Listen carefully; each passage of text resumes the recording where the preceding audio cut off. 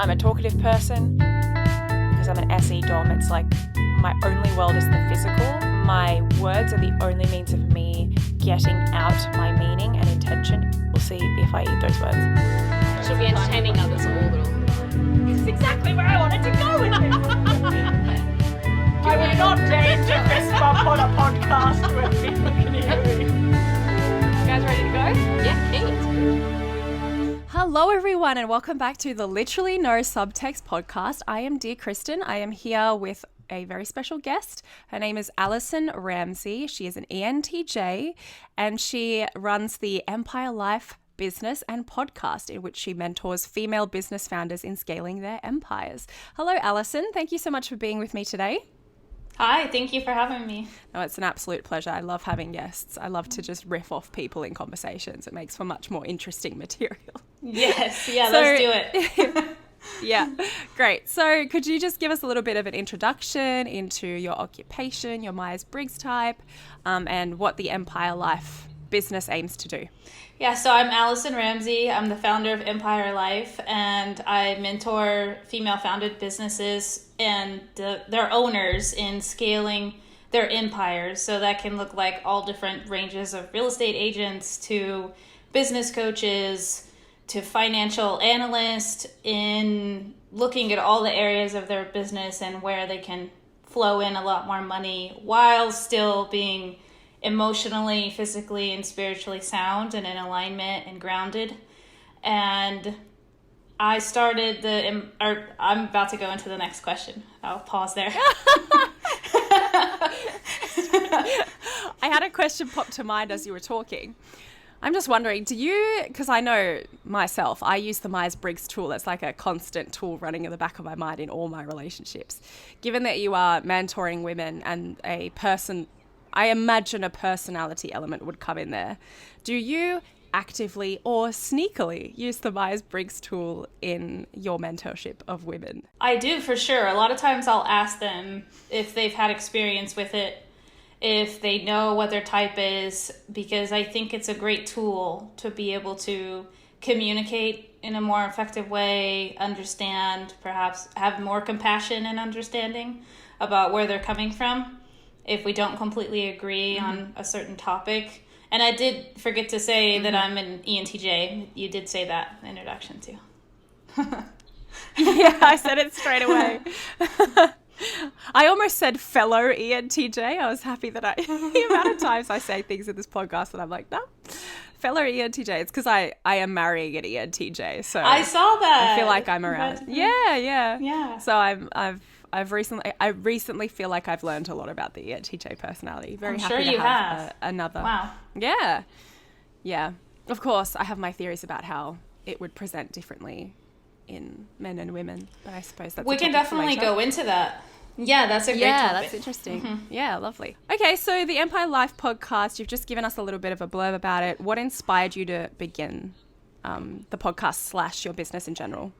Well, with the podcast, it came a year after starting my business, and I think it all started because my parents used to call me Barbara Wawa as a nickname, which is Barbara Walters' nickname. Okay. And she had the late night show where she will ask intriguing, sometimes uncomfortable questions to people, and all different kinds of people, mostly really famous or influential people, and get them to open up vulnerably in a way that they hadn't done before or other people couldn't get them to do.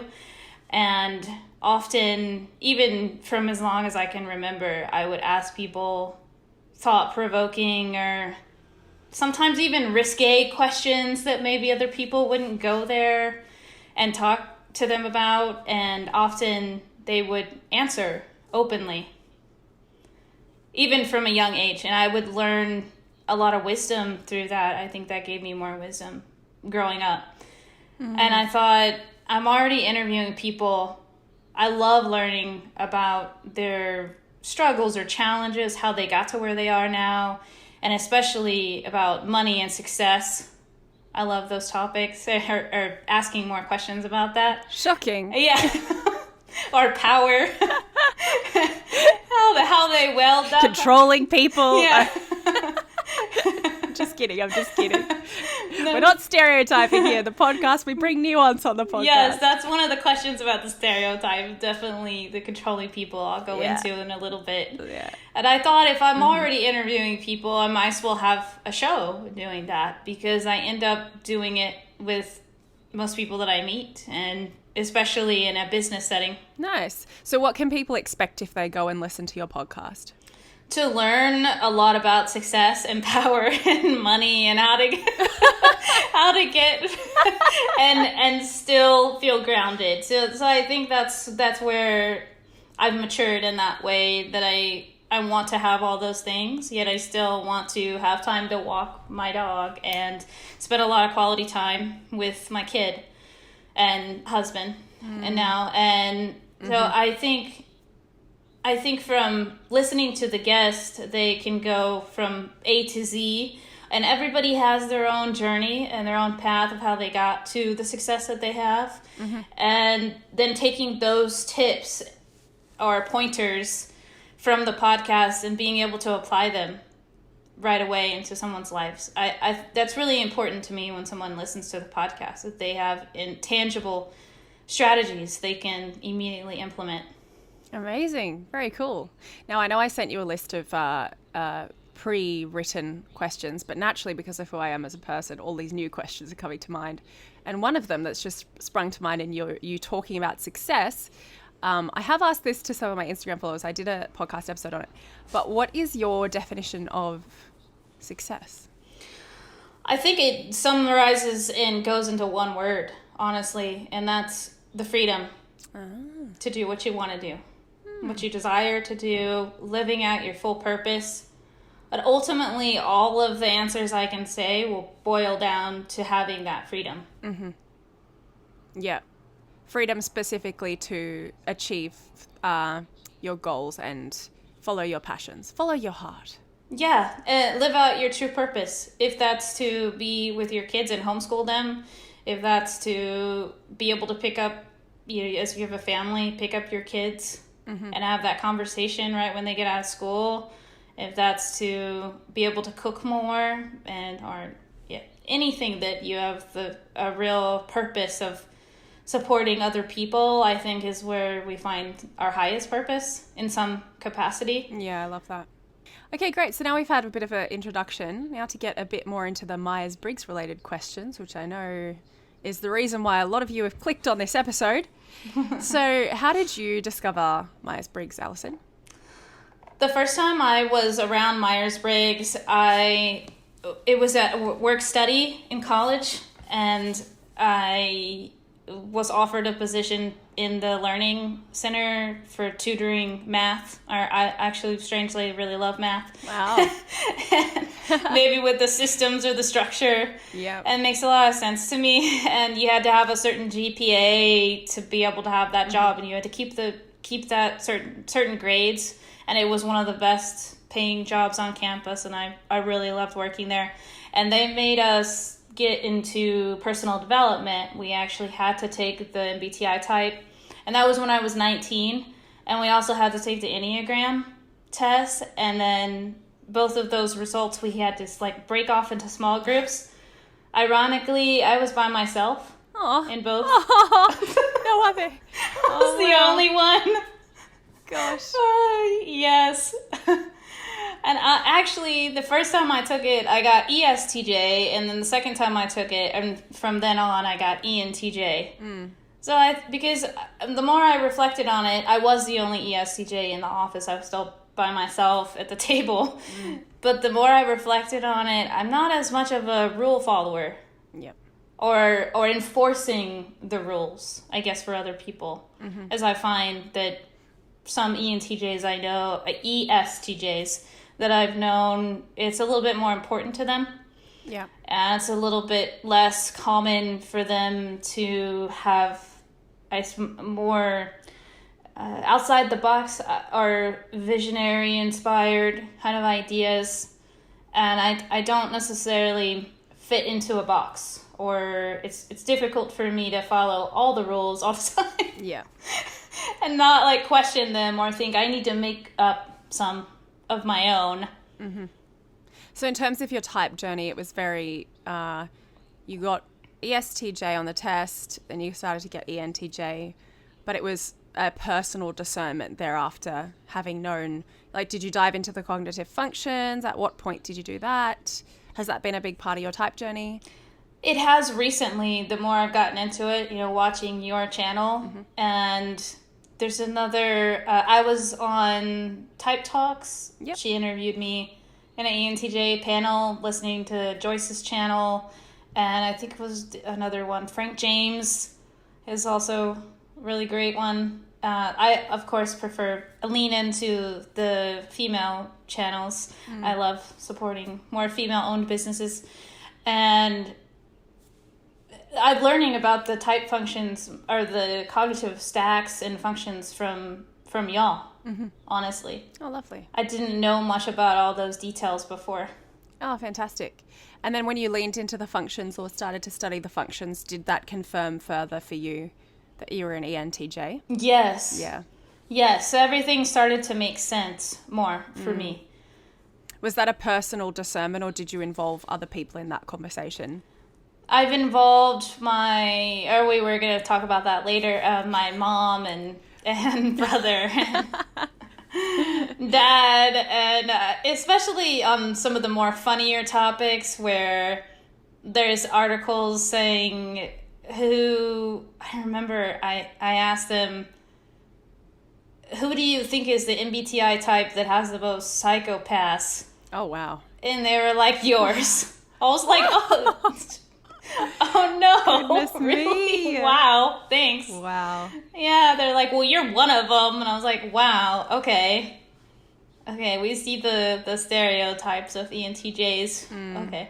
So I don't take it personally. Oh, no. Well, I'm glad to hear that. So how have you found Myers-Briggs to be a helpful tool for you? I think it's given me a lot of compassion for my own idiosyncratic ways that I think there's a lot of inner dialogue or thinking that's probably very rare or different.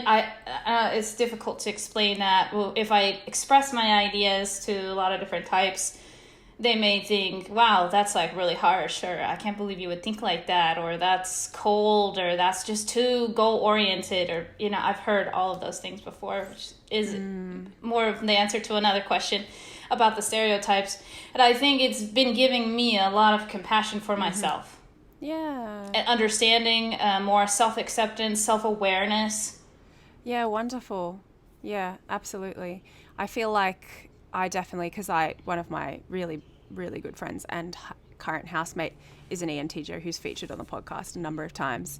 I listened to the whole thing. Yeah? I listened to it for like 3 days. Every time I was on the treadmill, I was like, I am going to listen to all of this. And I was like, yes. I was laughing out loud. And I was like, yes, to so many things. You were relating. Yes. Yeah, so I think my housemate, discovering her Myers-Briggs type was a huge catalyst for her really stepping into her personality and not being so ashamed of those more, I guess, goal-oriented facets of her personality and, steamrolling over people and, those... I'm kidding. Sorry, Marie, if you're listening. Yeah, my daughter would probably say that. Yeah. She's like, Mom, please don't talk to them. Just don't say anything. I'm like, no, I have to. It's happening. That's so funny. Oh, just that's so true. Crawl under the table if you need to, but it's happening right now. Okay, so how do you feel that ENTJs are misunderstood? Good segue. Yes, I did want to say too, I think I forgot to say on the previous one, finding communities of other ENTJ women specifically has really given me a lot more feeling of less isolation or less isolated within communities. It's been integral for me. Yeah, wonderful. Yeah, that's, I think, a great thing about knowing your personality type. I mean, I personally haven't leaned into it a lot because I don't tend to search for communities in the same way that a lot of people would, because I'm just like kind of out there I can find. I just I just search for people I can party with, not to be too stereotypical there, but it's somewhat true.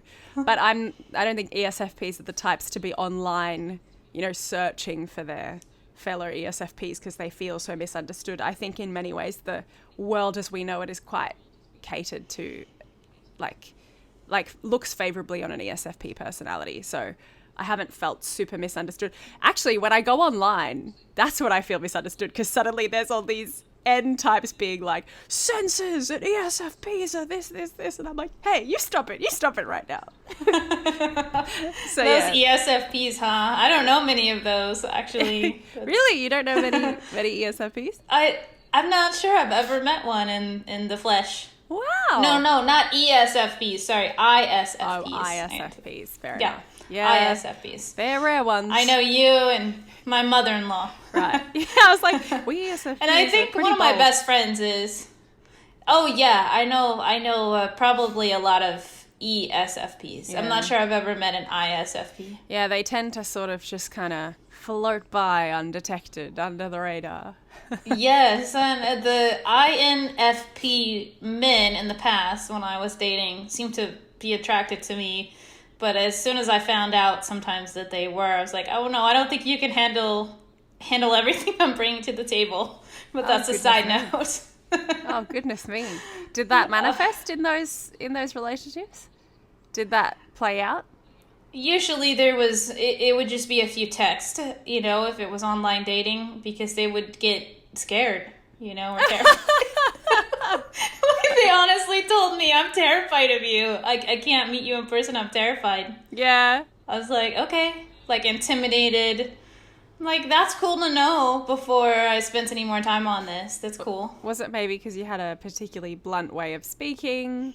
Perhaps. Or they felt I was success-driven, and they were maybe worried that I was more successful than them. They found that to be intimidating. It's like they sent you their poetry and you're like, this is trash. Do you spend your time doing this, really? Joke. Sorry, INFPs, we love you. That was a joke. Yes, I have good friends, girlfriends, some female friends that are INFPs. I think they're great. There's a good place for them in the world. Absolutely. But to answer your question about how we're misunderstood, and I think I don't even know where to start because it's almost about everything. Feels like. That's sad. And I think it's countless. I was also talking to my daughter about this, and it's been countless amounts of time to be called the B word, mean, cruel, heartless. I don't know what else, unemotional. But I think, like you were saying, maybe a more blunt way of communicating. In some of my own personal development, I've learned when it's just not worth it, maybe, to say something. Mm-hmm. When I'm not going to change this person's worldview or point of view about this topic, and I'm going to let them have it. Keep it. That's awesome. I've learned to kind of have more of that internal dialogue and step back, because my inclination is to step forward and say, wait, well, have you thought about this? Or really, do you really think that? Or why do you think that? When sometimes it needs to be left alone. They need to be able to believe what they believe, and we both continue on our way. Yeah. When you were in that stage of your life where you maybe hadn't learned how to implement that step back mentality, I guess, and you were sort of stepping in, or, however with the words that you used in terms of, oh, hang on, maybe being a bit more blunt. Were you aware that it wasn't being received well by people at that time? Because I literally was talking to someone the other day, and they were saying, I don't understand how TE DOMs can't sense that they are stepping on people's toes. And I was like, oh, well, I mean, it's the same reason that we probably can't turn off the fundamental things that come with our dominant function, I think I didn't realize it until they were offended. Right, okay. Yeah. And even then, sometimes I thought, why are you offended? Yeah. This is the truth. Well, because probably this is your reality. Yeah, and probably from your perspective, it was like, well, everyone would be fine with having conversations, like things pointed out to them that are this obvious to me. And like, I'm not taking it personally. So like, why should they? Yes. Like, I'm just helping them. And the more calm you are, and why are you, and if you ask, obviously, somebody, I'm not sure why you're so upset right now, that probably makes them more upset. Yeah. Yep. Or more emotional, and then you're thinking, how did I get here? What is happening right now? Oh my gosh, that is so relatable, like on the other end of the spectrum for me. Yes. Like that oh, moment. Really? Yeah. Yeah, that moment. With your fiance? Oh, no, not with my fiance, God bless him. Although there have been, in the early days, there was definitely some learning to be done in terms of me sort of teaching him some of the language to use when he needed to convey a certain message or whatever. But generally speaking, Myers-Briggs has really helped me to actually just extend grace to him in those moments and allow him to, and like not take those things personally. And that comes with like trust, right? When you trust that someone loves you and has good intentions, you are way less likely to take things personally. But yeah, no, I've experience of being the emotional one in those situations with other people in my life. And suddenly the emotional switch flicks within you and you find yourself getting emotional. And then sometimes you can read on the other person's face that they have that exact moment of like, what just happened? How did I get here? Why is this person suddenly emotional? And then you, as the emotional person, you're like, oh no, I've made them uncomfortable. I need to tone down the emotion. And then you're just suppressing it and it comes out in passive aggressive ways and it can lead to a whole bunch of... Yes. It can just get messy. Yes, my mom is an ISFJ and yeah, there can be some...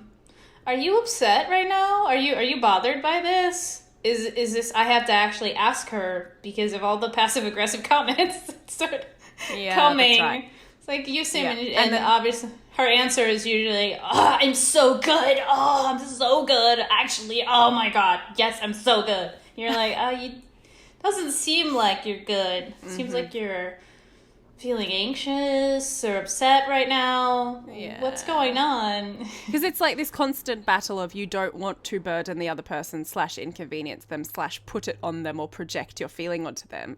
You don't want to make the other person feel bad. And then you kind of believe, oh, maybe I can handle this by myself. But then it takes the self-awareness for the feeler to be like, well, no, I know that this is going to come out in passive. And this is what I've had to learn with my fiance as well. Like, I know it's going to come out in passive aggressive ways unless I actually say what's bothering me right now. And he has encouraged me multiple times. It's taken multiple times of him saying, I really like it when you tell me how you're feeling about something as soon as you know, because like we can work through it together.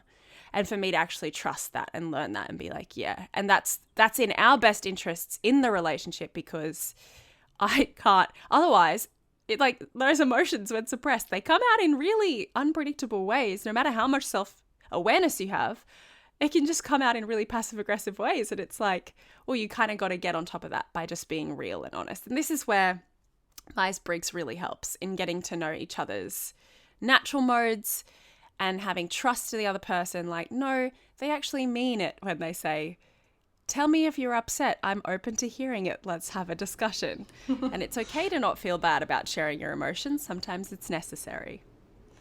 Yes, and I do that within safe or trusting, within my inner circle, or I would call it even my fortress. Yeah. I do that with the people inside my haven or fortress. Yeah. I aim to be extremely open with my emotions. Yeah, and I imagine for you it would be, like I've certainly noticed this with the TE DOMs in my life. They do really only share the vulnerability or the feelings with like that really close circle. It's a big deal to reach that point in your relationship when you get a TE DOM's trust for them to share those feelings. It's not something that I think they can do willy-nilly with so many people in the same way that like EFPs can. Because I can share with someone I've just met. It's very easy for me to do. Yeah, my mother-in-law too. Yeah, it's definitely not. I'm more stoic, I guess, or they think I am. But honestly, I'm probably not all the time with when I can lean into that. Yeah, amazing. Well, that's probably a good segue to the next question, unless you had any more further thoughts there. I did want to say that I think I aim to. I get misunderstood maybe for it seeming mean when I have aimed to seek the truth and want to do things extremely effectively. Yeah. And I like, a lot of talking about money too, or a lot of money flowing in. And I think can be misconstrued as, they'll do anything at any means to get that, power or money, when I am solely most of the time thinking, how can we get to A to Z faster and better and make more money doing it? Absolutely. And for those listening at home, take a shot for every time you hear the word money and power in this podcast. I think we're up to 5 or 6 times for money. That's pretty funny. If you don't know, it's important to me. Yeah. Yeah, no, that's so interesting. And yeah, I feel for you, because I do feel like people can read TE DOMs as being mean. And ENTJs, INTJs feel this, I feel like. Yeah. They're just trying to seek the truth and like speak up to find the truth and question very fairly questionable things. And people perceive them as being mean or, steamrolling or... Yeah. Yeah. Heartless. 100%. Exactly. Yes, my husband and I relate on that a lot and have a camaraderie within that. I also think for an ENTJ woman, I was going to say too, I've been deemed as maybe less feminine for some of my qualities, and even to some women saying, I think you're leaning too far into your masculinity because you are so goal-oriented. And I really think that that's not necessarily the full truth, and that's a misconception that ENTJ women are only workaholics or only always talk about goals, because a huge priority for me is being really nurturing to my inner circle, and I'm extraordinarily protective and fierce, when it comes to my loved ones. But again, not everyone gets to see that side of me. 100%. Absolutely. I have long thought about Marie, my housemate, that she is one of the most feminine women that I know. And she often is misunderstood because of those same sorts of things. But there is nothing... it's so funny that we put this vice category on certain qualities when a female has them versus when a male has them. It's very, very interesting. Like, you shouldn't be this way because you are a woman. That is therefore not feminine. But there are many ways to be a leader as a female. Many, many, many, many ways. And many ways to be nurturing. Many ways to be feminine. But that's a whole other conversation for another podcast, I feel. Yeah. Yeah. And I've asked my husband too how he feels about it. Early in our relationship, he's like, "You're the most feminine person I think I've ever known." 100%. Oh, yeah. Okay. My housemate Marie, she has such softness to her. And I remember when I went through a particular breakup a few years ago, I went into her bedroom every morning crying, and she would just hug me and she would speak so gently to me. Aww. Very, very nurturing. That's the whole... we'll get more into that, I suppose, when we get to the stereotype question. You mentioned your husband. What type is he, out of interest? INTJ. INTJ. Yeah, there we go. ENTJ, INTJ match. Yeah. There we go. Do you? How do you find that?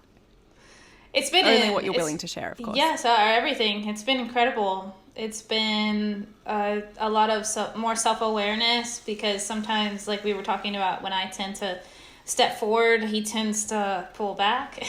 Yeah, wow. And sometimes I encourage him to inspire, as is a better word. He inspires me to take more of a pause sometimes and analyze choices, big decisions that I might have to make a little bit more. And I inspire him to dream bigger and realize and materialize a lot of his ideas and step forward and maybe not contemplate it for 5 or 10 years. Yeah. Maybe we can do it. We can do it next month, right? Mm-hmm. Amazing. Oh, that's fantastic.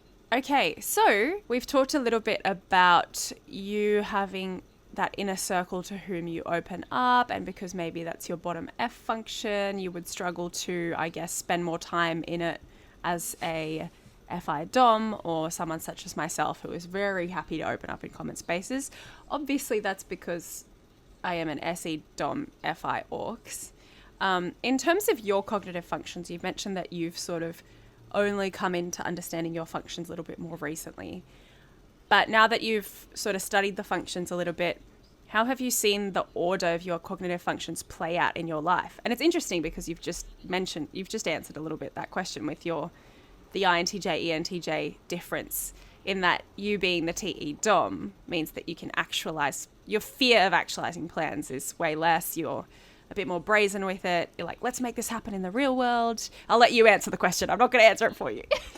Yeah, well, I mean, I have actually a story about that my husband was laughing or we were laughing together so much about, because I told him I'm going to burn 1,000 calories a day because I broke my leg about a year ago and I gained around, because I was bedridden and I had to really lean, that's a whole nother Oprah to talk about, to lean into letting go of a lot of control and trusting him and my daughter to step up. And in that process, I gained about 30 kilos and I just haven't really been feeling like myself. And I've been on that journey to, not necessarily that it's about the weight, but to feel just more comfortable in my body.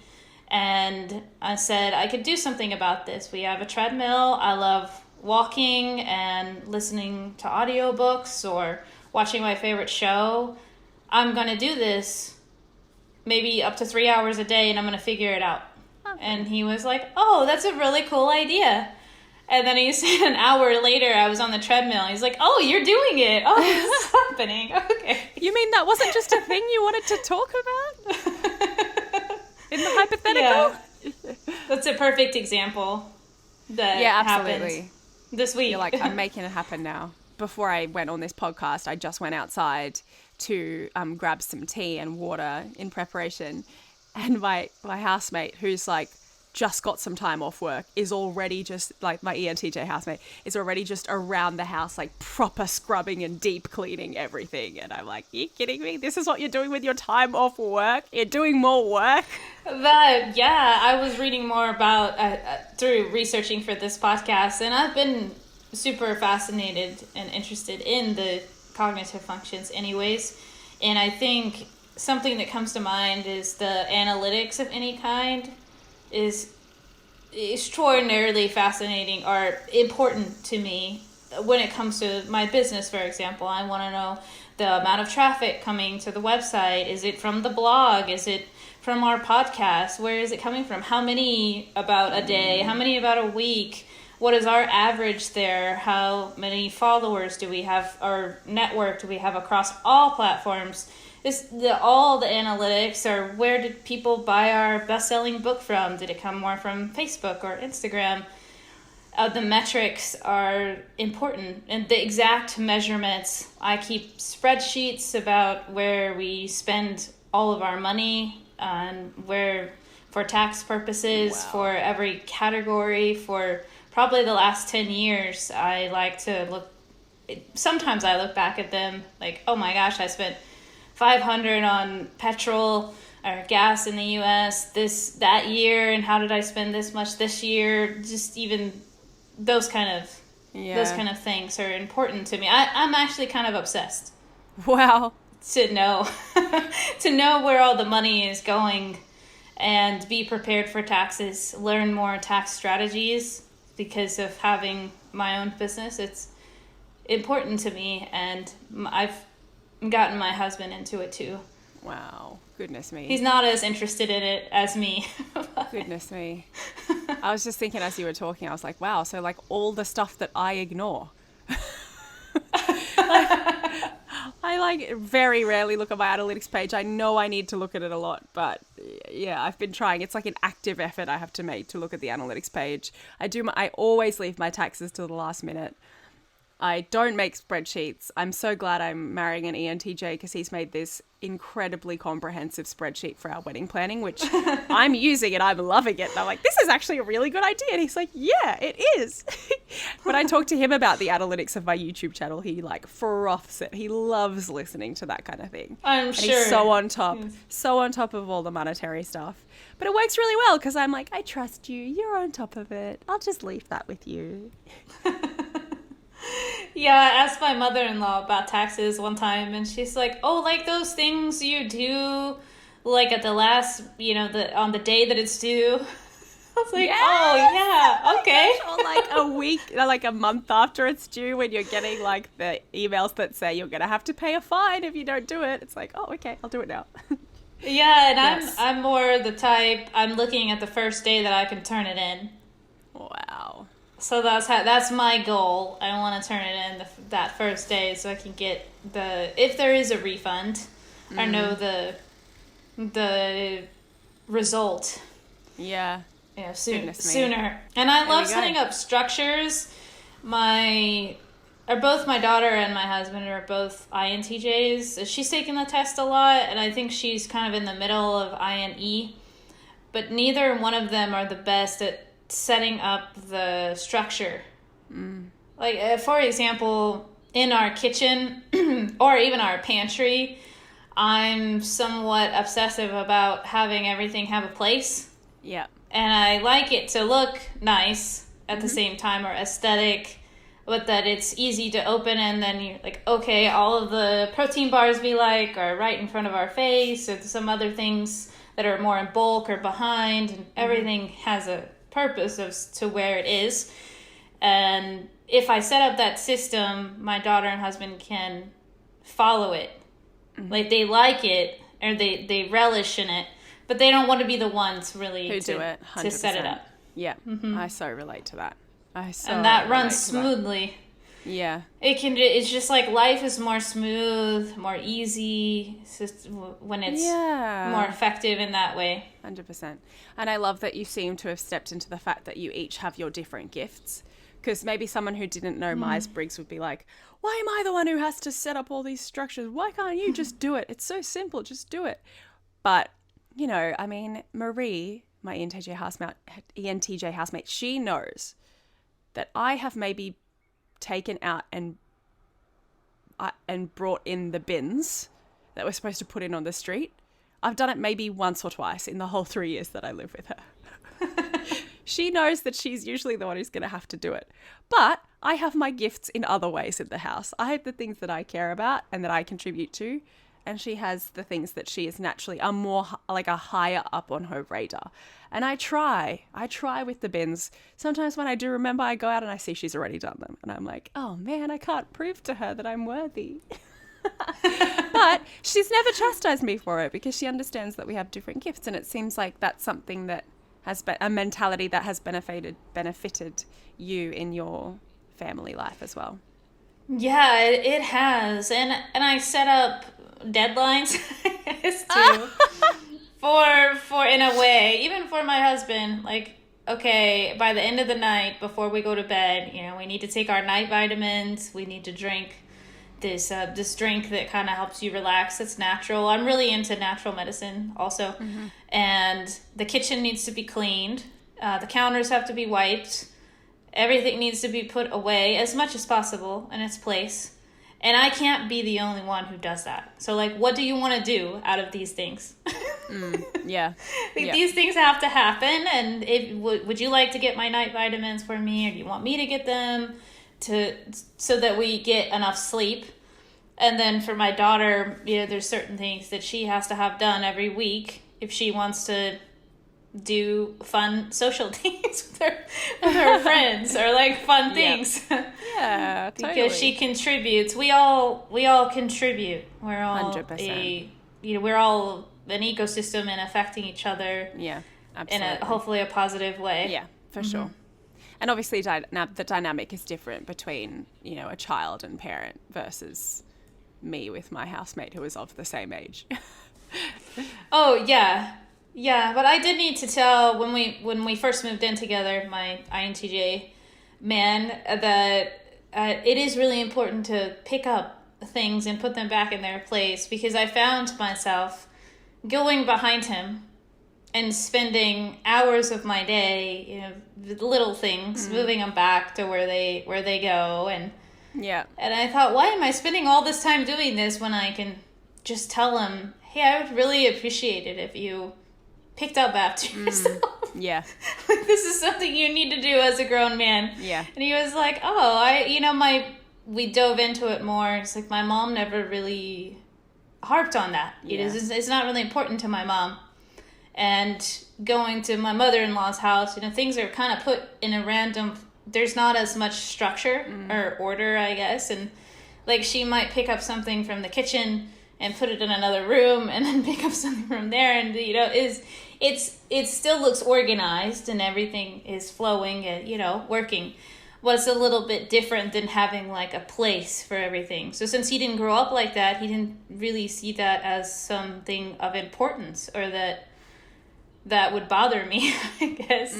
Yeah. And so he's made an effort to put things, I guess, in the system, back into a system, and I've made an effort to let it go sometimes if he doesn't. Like, okay, I guess I will let that thing sit there, and I'm just gonna walk by. I'm okay. Amazing. The world's not ending. That's growth. We love to hear it. Yes. The world's not ending. Okay, so what about your other cognitive functions? How have you seen them play out in their particular order? For the NI, I think I'm extraordinarily future focused, and the growth part of that is being appreciative and grateful of the present moment. Yep. Reminding myself of, I'm here, I'm present, I am, even if it's something simple, like, I'm grateful that I was able to buy myself a coffee today. Lovely. Instead of thinking, oh, I need to go and start a coffee business. Not that I want to do that, but is a good example. Your brain works. Oh my gosh, that's funny. That's how my brain works. No way. Wow. Okay. And the growth too of like taking a pause, like I was talking about before making huge choices, and even communicating that to other people if I need, because I often, maybe it's an ENTJ thing, since I can remember, I'm not trying to sound egotistical, but I get trusted very easily by people in leadership positions. So there's opportunities of, we need you on this board seat, for example, which I was on a board for a while recently, and then I resigned. But it's like, oh, we need you on this other board. We need you on this other committee. We have to have you there. And before I say yes, I start saying yes to everything, or I can do all the things. I can be in all those places. I'll just figure it out. There needs to be time for that pause and reflection on, how is this really going to benefit me and manifest what I really want in my goals, or is this going to lead me to more success or more business partnerships? How is this truly going to, I know that I'll be able to give of my time to those people and benefit them, and I have to ask myself that question too. Yeah. Cool. So, and go ahead. Sorry. No, I was going to ask, and how about your other functions? Yeah, with my SE, I think, like we were talking about, I'm obsessed with having an organized house. I'm always thinking, okay, what room can I clean this weekend? How can I squeeze that in? And take everything out and put everything back into a better system so things run more smoothly. I don't know if I'm really a thrill seeker. I read that about SE. I think that according to some people, maybe because I've lived in some other countries. I lived in Perth, actually, for almost a year when I was 19, which is really far from Texas. And I told my parents I'm going to study abroad. I'm going to just do it, and I don't know how. I'm going to find a college to go to, and they're like, why do you have to go to the furthest place on the continent, really? That's where I wanted to go, and met incredible people. I mean, I absolutely love Australia, and I've lived in a few other countries, and some people might refer to that as taking a really big risk if you don't know anybody. And I wouldn't necessarily say that was like for the thrill of it. It was something I felt I needed to do strongly. Yeah, it's hard because it's very hard to associate any function with a particular type of behavior, because you will find ESFPs and ESTPs who don't like taking risks. For instance, I did move across the world to a different country, but I get terrified of roller coasters. I love the feeling of roller coasters, but I still get terrified of them. So it's not necessarily, SE is not to be associated as necessarily thrill seeking, more so as it's just the disposition of being more comfortable with chaos in the sensory world. So you're not approaching the sensory world in a necessarily regimented, things need to be in this particular way, cross-referencing it with the way that you've experienced it before. It's this comfort in the chaos and you don't. So I know it's interesting that you're talking about your cleaning habits, because I find that ENTJs are far more comfortable living in mess and chaos in their sensory world than ESTJs are, which is a common misconception about all TE DOMs. Because they're Js, they must want to be neat all the time. Like, it doesn't necessarily translate that way. But that's not to say that looking at someone like you who likes a more clean space, that's not to say that you are an ESTJ. You got to look at like all the nuance, like the backstory, the history, the nurture. And I would imagine that even though ENTJs have a higher capacity for physical chaos and uncertainty and spontaneity in that realm, they probably can feel more mental clarity when they have a physical space. Yes. So it just depends. But it's certainly not thrill-seeking SE in and of itself, I think. Yeah. But you're more comfortable in the chaos, you would naturally enjoy, if you're an SE DOM, you would enjoy to seek thrills. You would enjoy thrills, like the uncertainty and the spontaneity of the thrill, in a way that an SI DOM would not, if that makes sense. That makes a lot of sense. Are ESTPs SE DOMs? Yeah. Okay. Yeah, for sure. That it sounded like you were describing that, or my dad. And there we go. I think I'm good with taking risk if I know that it's going to be for big gains. Yeah. Yeah. Well, some people might think starting a business is super risky, and if there's a possibility of that delayed gratification and bigger wins down the line, I will see that as being worth it. Yeah, amazing. Very cool. And the FI one, I think I'm still coming into being comfortable with my own emotions and other people's emotions. And it reminded me of a story when I was in college, and we were in a group setting. We were about to do a group project, and sometimes, well, for me, I'm like, let's get the show on the road. Let's get this done. Let's figure out who's doing what and divvy up the responsibilities and figure out how to make an A on this, and then go about working on it. That was my train of thought. And I walked into the group project, and one of the young ladies was crying. And she said, I just don't know if I can focus on this project because someone just passed away that's really close to me. Or I forgot what she said, a relative of hers. And I just froze. I didn't know how to react. Because I was 19, I think, or 18 or 19. And I didn't say anything. I was like blank face, and I felt horrible. And I learned so much from that experience, because she looked at me with all this pain and her crying, and she's like, are you really not going to say anything? Are you just like heartless or what? What is wrong with you? And I was like, Oh it was difficult to come out of that. We just got to get this done. Let's go. I just don't have time for this. Yeah, that's rough.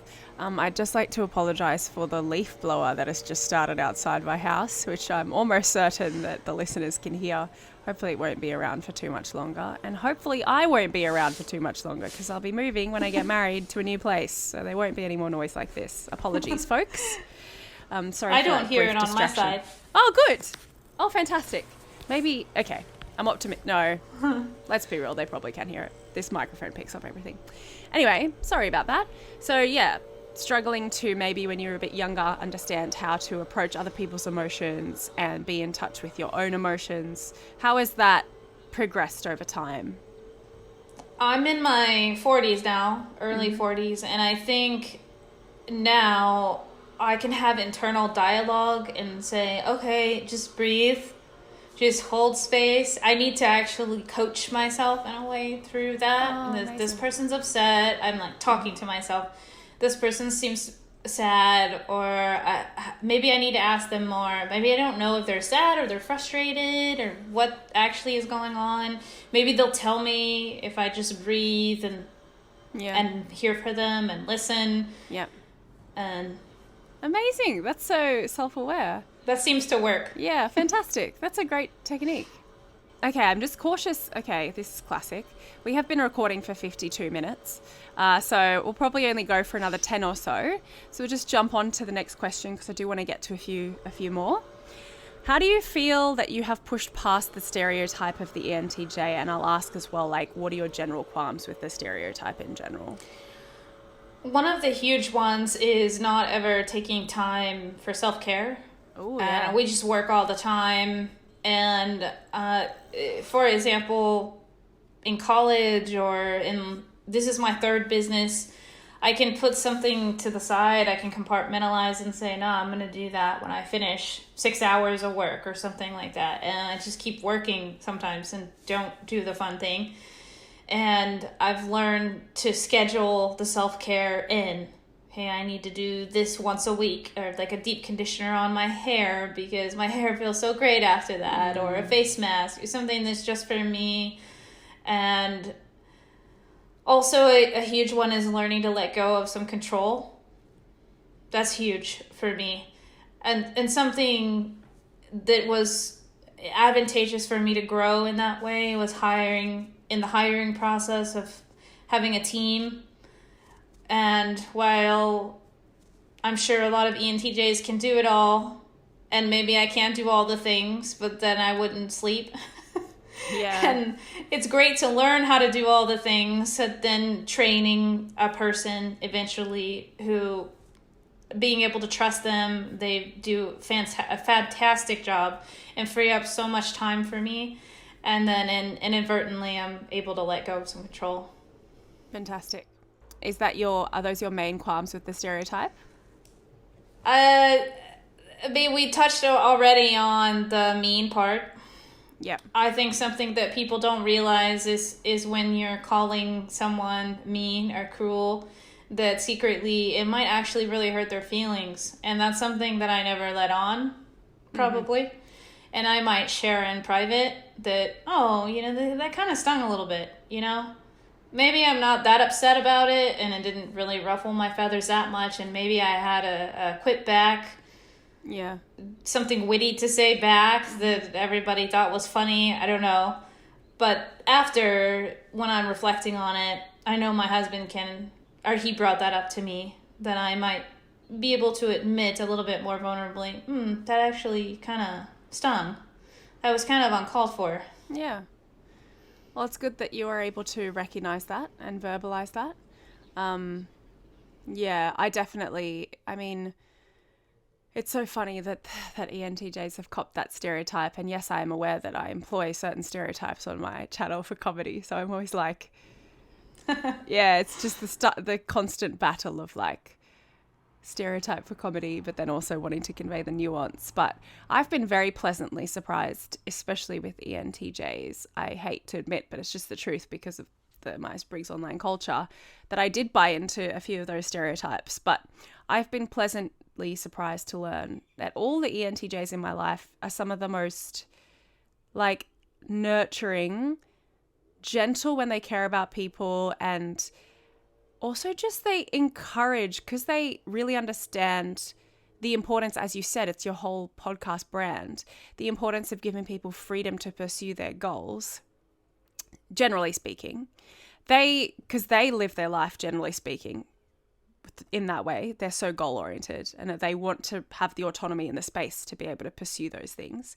They really do just want to grant that to other people and to see each other thrive. And so when what I've noticed with the ENTJs in my life, when they step forward to offer me some criticism or some feedback, it's out of like the most love and care for me, because they want to see me thrive. And I feel like marrying an ENTJ, it's so funny because some comments I'll have sometimes, it's like, oh my gosh, like you're an ESFP, you like freedom, like isn't that controlling in some sense? I'm like, absolutely not. I have never felt more free and supported in my goals than I do now being with an ENTJ, and I love it. Wow, that's the feedback I've received from my significant other. It's like, I've never felt so much less acceptance and space. He uses the word space a lot to pursue his goals, because previously he had the experience of, why are you not with me all the time, you know? And I'm like, okay, I gotta go work. I gotta go do this thing. You go do your thing. Like, oh, I'll go do me mine. too. Yes, Yeah. I love that. I I know. love it so much. Mm-hmm. That's definitely happened in my relationship as well, like giving each other the freedom, the space, like, okay, go on, you enjoy it, you pursue, and I'll be here when you come back to support you and love you. Like, it's that energy. It's so beautiful. I love it. And, you know, there are some people who would appreciate the other approaches, but I think for me as an ESFP, it's actually funny how, like, well-suited it is to my personality. Like, being with an ENTJ, specifically a virtuous one who, like, yeah, is a good person and wants to see me flourish. Yes, so they have your best interest at heart. Yeah. Yeah, exactly. Okay, so we'll probably only have time for one more question. This is one that I do like to ask to people, just to keep a healthy spin on things, because it's always good to understand when we talk about Myers-Briggs to take things with a pinch of salt when we talk about stereotypes, and the fact that Myers-Briggs is helpful to understand people but not prescriptive of behavior 100% of the time, and to always kind of open your mind to the fact that people can outgrow and flourish past their stereotypes. So what do you personally find the limitations of the Myers-Briggs tool to be? One of the huge ones was if someone is not fully an I or an E. I've seen, such as with my daughter, I think she relates more with the INTJ, but then she feels like she's a little bit more extroverted. So she's kind of teetering between the I and the E. So maybe if someone is like that on several of the letters, perhaps they wouldn't feel that they fully fit in to one of the 16 types. I don't personally have that. I was pretty, like 98% E, I think, or something. I'm more leaning towards 70% on the other letters, or 80%. And I also think if someone sees the weaknesses that they have within the MBTI types that is described there for them, instead of seeing it as a path for growth, they might see it as, I'm just not good at that. And I think that would be not utilizing. They can utilize it for, I could get better at that. Yeah, I can grow in that way. It's definitely an area of growth for me. Yeah. Or that's the way I choose to see it. Yeah, not limiting yourself with the pre-prescribed weaknesses and strengths of the type that are like stipulated online, 100%. Because we obviously have to acknowledge that I feel like there aren't very clear definitions of the types or functions out there, and so it's always good to realize that Myers-Briggs cannot take into account like nurture, other factors like childhood, various traumatic incidents you might have had, job, the places you've lived. There's so many different factors that contribute to someone's personality and their behavior. So yeah, always good to take it with a pinch of salt. Were there any other thoughts that you had about that? Or thoughts in general? Thoughts in general that came up. You were mentioning about the chaos part, and I actually grew up with a lot of chaos outside in a more dangerous neighborhood with like gangs, and shootings and a lot of robberies or prostitution, like some really chaotic, to put it nicely, things that I saw as a young kid and growing up in that way. And then in my house there was some addiction and also chaos and not a lot of order or direction and or like important kind of what I consider important conversations. We didn't really talk about those kind of things. Mm-hmm. And I will say that is part of wanting to kind of make more structure in the chaos, that I wasn't necessarily always uncomfortable with that, or always uncomfortable outside in that environment either. So that was interesting that you brought that up. Yeah. I wanted to get my parents out of that environment and into a safer area somehow, some way, and we did when I was a later teen, or in my late teens. Through a lot of convincing, but I don't know if I was so uncomfortable by it or wanted to, change everything about it. Yeah. In the way that to make the structure or the order. I tried to make the best of it, and I'm not ashamed necessarily for where I came from. I think it showed me a lot of things about life, or wisdom, or self-awareness when I reflect on it. Yeah, that's actually a really good example of what I was trying to say about, you never know someone's backstory. And so it's hard to take just behavior, and decide what function someone is using as a result of that. But yeah. Okay, so where can people find you? Where can people find the Empire Life project? So it's empirelifeacademy.com. And then on Instagram, it's Allison RMSY or Empire Life Academy. And we're on Pinterest, Quora with my name, Facebook group, Empire Life Podcast. There's a blog on our website too, and lots of articles about tips and tricks to become more successful that you can apply to your life. Fantastic. Well, thank you so much for coming on the podcast, Allison. It was a pleasure to have you, and thank you for being so open about your experience being an ENTJ in your life in general. It was a very enlightening conversation. I enjoyed it very much. Thank you. Me too. Thank you for listening to today's episode of the pod, guys. Please make sure to jump down into the show notes to find the links to all of Allison's social for the Empire Life project. Don't forget to check out my YouTube channel if you haven't already for some reason.